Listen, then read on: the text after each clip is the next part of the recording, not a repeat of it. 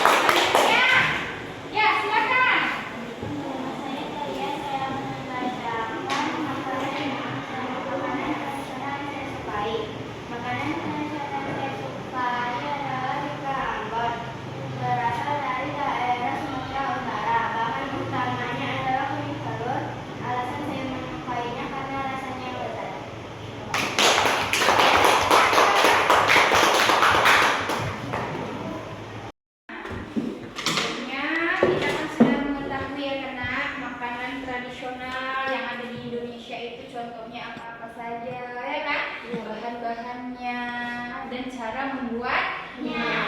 Sekarang kita akan membandingkan antara makanan modern dengan makanan tradisional. Di permasalahan sebelumnya kan kebanyakan generasi muda sekarang menyukai makanan-makanan modern, makanan yang siap saji, instan, ya kan? Nah, dibandingkan makanan tradisional yang mungkin lebih sehat. Nah, di sini coba perhatikan, itu ada perbandingan atau perbedaan-perbedaan antara makanan tradisional dan makanan modern. Di antaranya itu tentang bahan baku, ya Nak ya. Di sini makanan tradisional itu menggunakan bahan-bahan yang alami seperti rempah, sayuran, daging, ikan, gitu ya. Dan biasanya bahan lokal yang segar, gitu ya, yang baru. Nah, sedangkan untuk makanan modern itu cenderung menggunakan bahan olahan, pengawet atau produk instan, ya kan? Seringkali ditemui itu tidak sepenuhnya alami. Nah, untuk proses pembuatan, pada makanan tradisional biasanya membutuhkan waktu yang lebih lama, ya kan? Dia dengan merebus, memanggang, menunggu.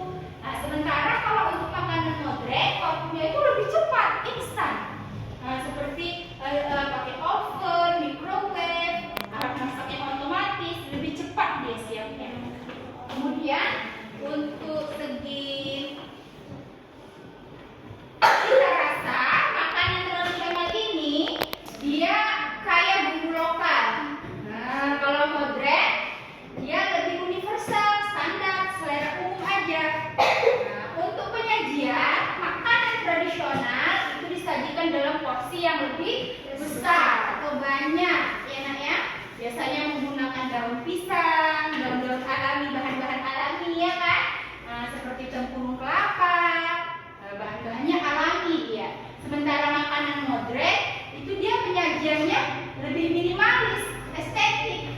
Dia menggunakan kemasan praktis saja, seperti styrofoam, plastik, seperti itu. Nah, mengenai kandungan gizi, makanan tradisional itu lebih bergizi. Dia menggunakan bahan alami. Nah, kalau bahan makanan modern itu mengandung zat aditif atau bahan pengawet, dan mayoritasnya itu kandungan gizinya itu bisa berkurang. Jelas dia lebih banyak makanan tradisional. Ya, nah untuk harga relatif lebih terjangkau kalau pada makanan tradisional. Pada makanan modern biasanya lebih mahal karena proses pengemasannya itu membutuhkan biaya yang lebih besar. Untuk keberlanjutan budaya, makanan tradisional merupakan warisan budaya yang mencerminkan identitas suatu daerah. Seperti tadi kan rendang dari daerah mana, ya kan? Nah, sementara makanan modern lebih cenderung mengedepankan unsur budaya, dia kurang cenderung mengedepankan unsur budaya dibandingkan dengan makanan tradisional. Oke. Nah, anak-anak ibu, udah tahu kita ya perbandingan tentang makanan tradisional dan makanan modern. Di sini kita akan membuat prakarya, yaitu membuat infografis mengenai makanan tradisional. Anak-anak ibu nanti buatlah misalnya nama makanan kesukaanmu apa, satu saja. Misalnya tadi Kak Tila putu ayu, buat nama makanan tradisionalnya putu ayu. Terus berasal dari daerah mana? Dibuat dari daerah mana? Jawa Tengah, Jateng, ya kan? Baru itu gambar. Bagaimana gambar putu ayu itu? Digambar, dikasih warna, ya Nak ya. Baru nanti di bawahnya boleh diletakkan bahan-bahannya. Untuk membuat putu ayu itu apa bahan-bahannya? Tepung kah, kelapa kah? Dikasih urutan, ya sampai nomor berapa bahannya, ada berapa bahannya, sesuai dengan apa yang kita buat, ya. Baru di bawahnya boleh nanti cara memasak. Paham? Paham, Bu. Ya, Ibu bagi ya, silakan. Buatlah semenarik mungkin, serapi mungkin.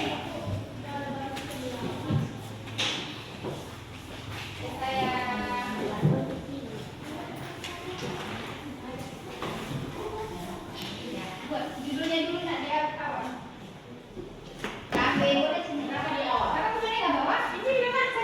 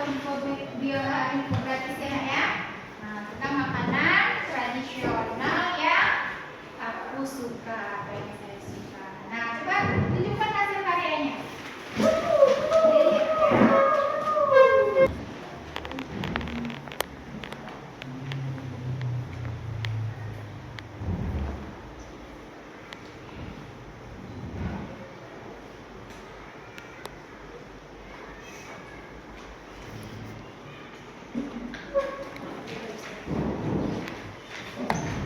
setelah kalian membuat infografis itu, nak, ada tantangan yang kalian hadapi ketika membuat infografis? Ada. Ya, silakan apa, nak, tantangan yang kamu temukan? Memastikan data tentang makanan tradisional seperti sejarah, bahan, cara pembuatan, dan asal daerah. Oke. Dalam menggambar dan mewarnai. Oke. Melewati keunikan secara visual dan naratif agar setiap makanan terasa utuh. Nah, sekarang bagaimana menurut kalian, nak, agar infografis ini kita buat lebih menarik? Silakan. Sajikan informasi dengan alat visual yang menarik seperti timeline untuk sejarah makanan atau diagram proses pembuatannya. Bagus. Ada lagi? Iya. Sisipkan kuis kecil seperti coba tebak daerah asal makanan ini. Ya. Jadi, nak, untuk strategi perbaikan kita, mungkin nanti kita bisa mengadakan festival makanan tradisional, ya kan? Di mana nanti kedepannya anak-anak itu bisa menyiapkan atau memasak jenis atau contoh makanan tradisional yang kalian suka dan kita pamerkan dengan membuat festival. Bu, terima kasih telah membuat infografis yang baik, ya kan, dengan susunan gambar, nama, perpaduan warna, beserta bahan-bahan dan cara membuat makanan tradisional tadi, ya, nak, ya. Nah, semoga proyek profil pelajar Pancasila ini dapat bermanfaat bagi kita semua, ya, nak, ya. Dan terciptanya atau dapat menciptakan kearifan lokal untuk kita semua.